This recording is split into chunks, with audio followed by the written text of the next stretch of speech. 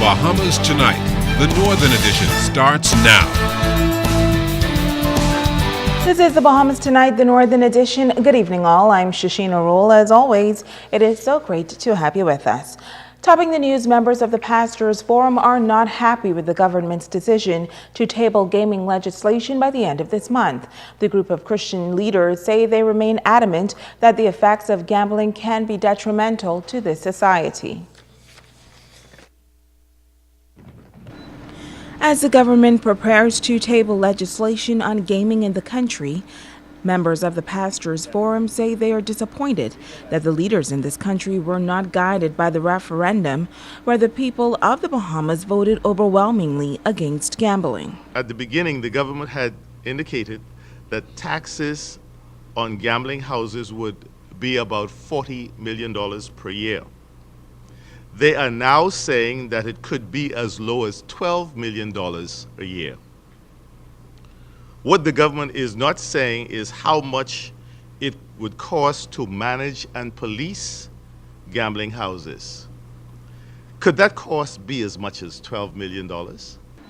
They stand by the view that legalizing gambling can be damaging to society. It is a fact that legalizing gambling houses, or the lottery for that matter, will negatively affect and break down the family structure, increase crime, increase domestic violence, increase child abuse, erase the lines between right and wrong, put a financial strain on the country because of the added demand of social service and the police department. Assistant Pastor Carol Roach agrees. We believe that this is a detriment to our society. That's why we stand firmly against legalizing web shop gambling. As the government forges ahead, Grant says the church will continue to take a stand. Hopefully, they would see what we're saying is true, it's right. The studies are there. The studies are there to see that this can be a detriment to our society, and we need to continue to speak against it. Well, the Minister for Gaming issued a response to the Pastors Forum a short time ago. Minister Obi Wolshcombe says the position of the church is well respected. We do nothing to confront the teaching of the men and women of God. The government must fix the wrongs of the country. We have moved to bring order to an existing activity that has and is having an effect on the moral and social order of the country and the integrity of the financial sector of the Bahamas. We have allowed this activity to go on for far too long, signaling a national acceptance and or tolerance of what is considered illegal. Failure to fix what we all know is wrong will indeed convey to our people that continued wrong is right, and to the world that we care not about the integrity or dignity of our place in the progressive and serious nations of the world. He says we have too much to lose. And of course, that came from the Minister of Gaming, Minister Obi Wolshcombe. In other news, the Broadcasting Corporation of the Bahamas marking a special observance during a worship service on Sunday. Sabrina Brown has the details. In observance of 41 years of broadcasting in the Northern Bahamas, the management and staff of the Broadcasting Corporation assembled at the Freeport Gospel Church on Sunday to give thanks to God for this milestone. The BCP is now going through a major transition at the executive level, having recently welcomed veteran broadcaster Diana Swan, who returned as general manager.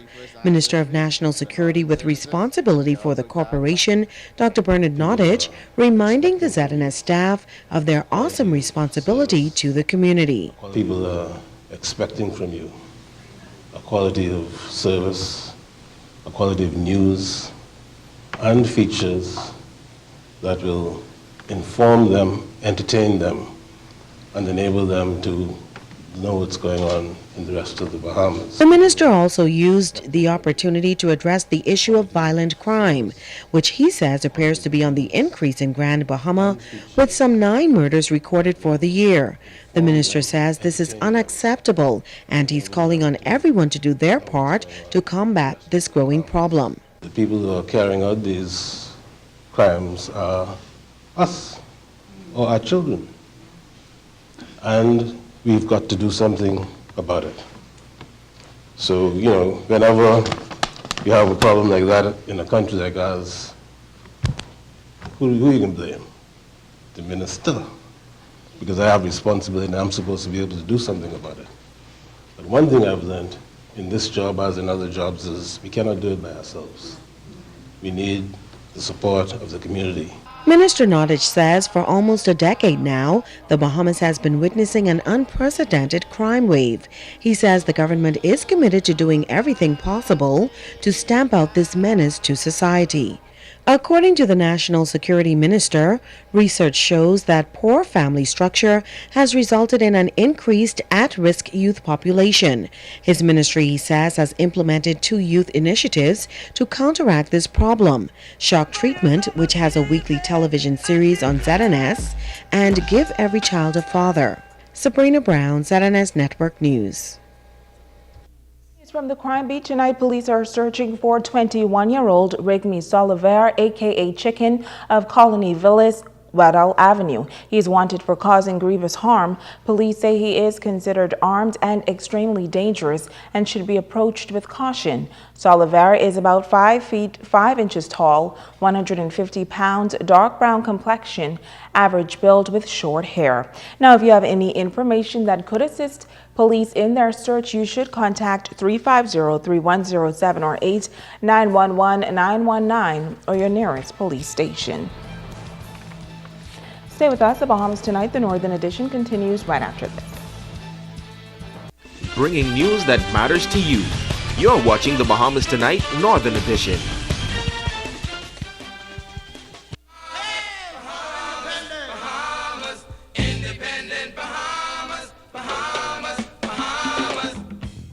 An ecumenical service of Thanksgiving on tap for tonight in honor of the country's 41st anniversary of independence. The celebration is slated for the Independence Park on Carl Road and will include musical performances from various gospel groups on the island. President of the Grand Bahama Christian Council, Reverend Peter Pinder, will deliver the Independence Day message. Prayers will be offered for the country. Minister for Grand Bahama, Dr. Michael Darville, will lead the list of dignitaries at tonight's event at the Independence Park. Now, the festivities begin at 8 o'clock. While Bimini's independence celebrations postponed due to inclement weather, events previously scheduled for today will be held tomorrow evening outside the administrator's office. Bimini's festivities will get underway with a cultural demonstration at 7 p.m. tomorrow, followed by a fashion show and musical entertainment at 9. At 10 p.m., an ecumenical church service will be held, followed by the march past and hoisting of the Bahamian flag beginning at 11:50 p.m. Fireworks and a Junkanoo rush out will close out the independence over in Bimini. And tonight we continue our series in recognition of independence. In this report, we will meet a man who has vivid memories of that first independence ceremony. For this proud Bahamian, the moment was extra special as he was more than just a spectator at that event. He was a part of the first squad to pass out from what was the new police college and the last to pass out under the British rule in April 1973. As a new police officer back then, former Assistant Superintendent of Police Wellborn Boodle was given an opportunity which he called not just the highlight of his career, but of his life. He recalls being selected along with his rookie squad as members of the Rifle Party for the country's first independence ceremony on July 10, 1973. The authorities were impressed with our drill, what we were able to do on the field. And they were very impressed as to what we did, and they chose us to be a part of this independence celebration. Now, can you imagine the excitement that was happening among the officers? We wanted to do our best. We wanted to be the best. Okay, it was explained to us what was going to happen. The things that we were going to do. Mr. Keith Mason, former Deputy Commissioner of Police, he at the time was to head the parade. He says being given the opportunity to participate in the country's first independence was surreal. And goosebumps, came from my head to my toe, man. It was just an exciting period, just to know that, hey, listen, I am here, 18 years old. I remember the position. I was the third person in the front rank, the third person in the front rank holding my rifle, giving the salute to before the Union Jack, having that lowered, and then later the Bahamian flag flying. You know, that's when everything hit me, you know. It was like you were going to explode, man, you know. The retired officer says standing 15 feet away from the pole when the Bahamian flag was raised for the first time was indescribable. But that feeling was not just exclusive to him, as excitement was in the air. And there was an explosion that night. There was an explosion. You know, your ears, you couldn't hear, you know, the thunderous sound of the people, the excitement, and then the air lit up, you know, the lights and everything else, you know. So you were in a moment then, you know, just a moment in time, you know, that moment in time where, you know, God bless, you know, the Bahamas. It was lit in the air, yeah, and with lights. It was just, you know, a feeling, and I believe that there were people I saw later where, you know, persons crying and tears and everything else. His hope 41 years later is for this country to be united, and the pride that he carried that first independence be carried on within all residents forever. We're not going to build a nation if you're fighting each other. You know, it's like having a home. You're in a home, and you know, you are one way, your wife is a different way, and your children, you're not coming together with anything. So you're not going to make it. And I believe the nation needs to get that. The leaders need to, you know, need to do something else in order for us to achieve the vision, I believe, that the forefathers fought for in achieving this independence. Because, you know, if we don't, then what is the purpose of it? What's the purpose of being independent? Are we really truly independent? Well, this past weekend, the ZNS family came together to spearhead a concert to raise funds for one of our own. The gospel concert held at the Bishop Michael Eldon Auditorium was dubbed a smashing success. Megan Shepard reports. It was a night of musical praise by some of the island's best artists, groups, and choirs, all in honor of veteran radio personality Valencia Bartlett. Bartlett recently underwent major surgery and says it is truly a miracle that she is alive today. My testimony is to encourage somebody else, and don't be afraid if you're feeling sick or something. Bahamians like to hide sickness. It's nothing to be ashamed of. It can be any one of us, okay? But I'm telling that to share that miracles happen, because I didn't have to be here. And the fact is, I had a quadruple coronary bypass. That means I had 4 blockages. Okay, 4 blockages. I had to have veins taken out of my legs to replace in my heart. Okay? And I thank God that I'm here today to share this story with you. Performers had the audience on their feet from start to finish. Groups included Simeon Outen and the New Life Band, Freedom International, the Interdenominational Mass Choir,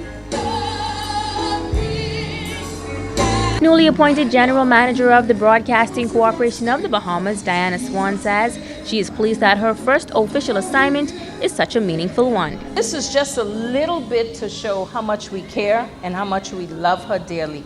And I just want to say to all of the organizers, thank you very much. Thank you for doing this for Valencia tonight. And I want to say to all of you who have come out, thank you for supporting Valencia Bartlett. Thank you for supporting the Broadcasting Corporation of the Bahamas as they show love and care for one of its own. Then came the legendary Cooling Waters. The Night of Praise continued with Community Holiness Praise Team, a musical tribute by Bartlett's niece and nephew, Gabrielle and Gilbert Robinson, St. Stephen's ACM Choir, the Brothers, and finally a grand finale by the Legends Band. Deputy General Manager of the Northern Service, Stanley Hinder, thanking the Grand Bahama community for their overwhelming support. So what I saw tonight was a group of Christian people. As Pastor Thompson said today, we have to be a caring people, as he said in church this morning. but I saw a group of caring people tonight who cared about a Christian sister who needed our help, who needed our prayers. And as she said, we were praying for her straight through. We need to continue to do that. Not just tonight, but continue to do it. The management and staff of the Northern Service, especially Valencia Bartlett, are extremely grateful to the entire community for their support at the gospel concert. Megan Shepard, ZNS Network News.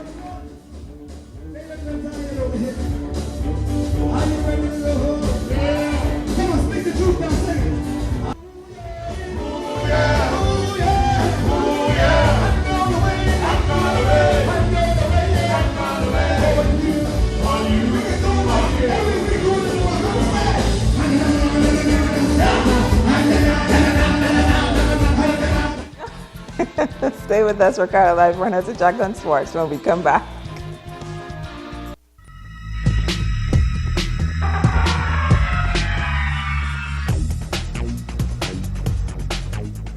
Hey everybody, it's Sports Time. I'm Ricardo Lightborn. Tonight we're dedicating sports to Sandy Edgecombe, who's celebrating her 8th birthday today. Her brother Trevor Jr. says that he knows where the first piece of cake is going to be coming. He's a smart kid right in the Harlan Gregory complex. Okay, Bahamas ladies national basketball team, folks, on court of the Caribbean Basketball Championship in the British Virgin Islands. Day one, not as sweet.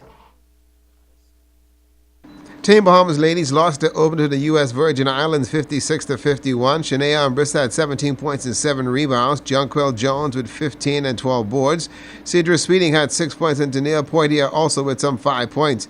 U.S. Virgin Islands Natalie Day netted 17 points and 17 rebounds in this one. Team Bahamas now plays the Dominican Republic tonight. Bahamas men's national team won the CVC, will advance to the Central Basket Tournament August 1st through the 7th in Mexico. BBF President Charlie Rubens feels pretty good about the team and players. Those Kobe boys, if I were to single out anyone, I would like to meet the Kobe boys' father. Because, boy, listen, let me tell you, he have 2 sons that they got to go to the NBA. Those guys they intrigue me for every time. So I think one of them 6'9" and one 6'11", and they're pretty good guys, you know. Of course, you know, Marvin Gray and C.J. Hines, they hold up the end. They did well. They're small guards, but they also thrill the crowd with their speed, composure. The men's national team would also have a new manager heading to Mexico in Alvaro Kemp. He says he's ready for the challenge. I want to thank Softly, my president, for affording me this opportunity and being one of the youngest and one of the junior fellas. You know, I've got to see basketball on a whole different level. So, you know, and seeing basketball, now we want to take it up another notch. We want to go ahead with basketball, and I'm just going to take my duty and do the best of my ability, and we just need to go on to the Central and try to qualify. And our ladies do again play tonight. Do check it out. It should be a pretty good one against the Dominican Republic, who simply is a very big team. Abaco Softball Association play from the weekend, folks. Pass on to you. The Diamond Dolls, they defeated the Major Payne 14-0. In ladies play, Claudia Henschel was 3 for 3 at the plate. The win goes to Mary Bethel. The loss goes to Cindy Lowe. The Diamond Dolls then took game 2 on the weekend, 15-0. Mary Bethel 3 for 3 at the plate. The win to Rhonda Penn Eldon, struck out some 7 batters, and Celeste Russell tagged with the loss. In the men's side of things, Simple Solutions Sharks nipped the Hopetown record 7-4. James Pritchard was 2 for 3. Javano Culmer got the win and struck out some 8 batters. Oscar Tugo Roll tagged with the loss. Hopetown Records then took it out on my DNR Sluggers. They got beat again, folks, 17-5.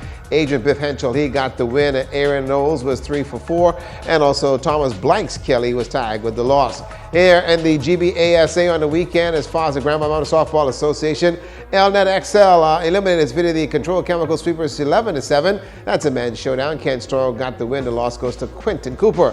On the Slowbridge side of things, here's what happened. Immigration enforcers shutting out the Grand Lucas Mixers 9-zip. In a co-ed affair, Immigration then turned around also and beat up on the BUT Bulldogs 22-0. The Coopers Destroyers blanked West End Marlin 7-zip. Kelly's Pacesetter 7. Science Homes Rock Stars 4. Pelican Bay Barracudas, they bagged the police enforcers 12-7. And also Jimmy Port Authority regulators, they too had a good one against the Junior Grant Crushers, 10-2 the score. West End Blue Marlins with a 7-0 win over the Grand Lucas Mixers. Gateway Travelers held off Statoil and Sharks 13-11 in men's play. Pat's Uniform, they also defeated the Gateway Travelers 11-0. Hugo Braves blasted West End Blue Marlins 17-3. Not bad for all the guys playing a little bit of softball. They're going to try and play some softball tonight. I asked Hansel Colley if he lost his mind. Independence Eve, you're going to play softball? Boy, y'all better get to Independence Park, yeah? That's it for sports tonight.